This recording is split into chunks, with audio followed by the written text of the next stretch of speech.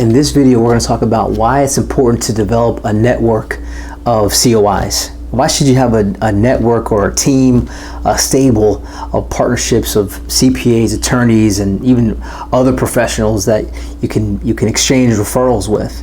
Well, the first reason, especially dealing with CPAs, has to do with compliance. From a compliance standpoint, many CPAs, they're not just going to give a referral to just their friend that they've known, or one advisor. If they're an opportunity to give a referral, so they're working with a client who needs financial advice, needs insurance, needs some kind of financial plan done, they're going to give that client an option of 2, maybe 3 different options.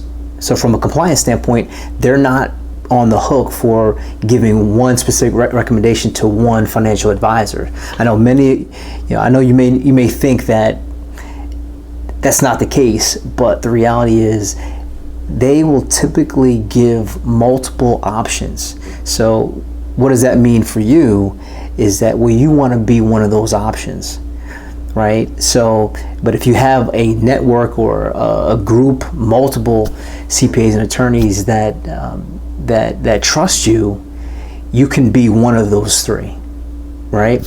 And then, also in addition to the compliance reason is that, throughout a given year, I know although you may think that CPAs constantly have clients, they have a lot of clients, yes, that's true, that they have opportunities throughout the year to give referrals to you. Well, the reality is that may not be the case. The reality is, in a given year, they may only have 1 or 2 opportunities to give a referral, meaning most of the clients that they're meeting with and working with, doing tax planning with in that year, those clients already have a financial advisor or an agent that they're comfortable with, that they work with already. So the opportunity may not present itself with that one individual CPA. Thus, why you want to have multiple relationships is because you want to obviously increase your chances to be one of those referrals where a CPA comes across opportunities to give comes across opportunities where a client needs financial advice. Okay, so and then the last reason why you want to develop a network of CPAs and attorneys is because, and this could be one of the most important reasons, is that you want to be prepared when your client asks you for a good CPA or attorney. I was talking with an insurance agent, probably maybe last year, and she mentioned, Chris, once you did a training on working with centers of influence, it was great, and it just like 2 weeks after that training, I had, for the first time, I had not 1 but 2 clients ask me if they had a good CPA that I could refer them to, or a good attorney that I could refer them to. And you know what my answer was? The answer was, I didn't at the time have one.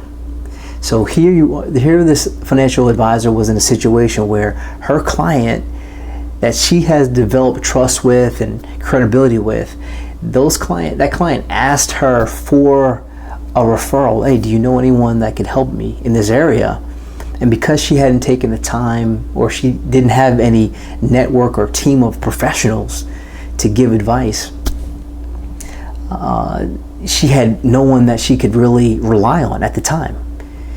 Now, if you have this network, 5, 10, 15, even more CPAs and attorneys that you trust, that you have a relationship with, you can confidently refer based on that client's needs. You can refer them properly to the appropriate financial professional. This is a huge point that I think that you may overlook, many financial advisors do overlook this point, is that if there's one main reason why you want to develop this stable or team of financial professionals, is so you don't look silly, right? You maintain your credibility when it comes time to being a resource for your clients. All right, so those are the three reasons why it's important to develop a network of COIs.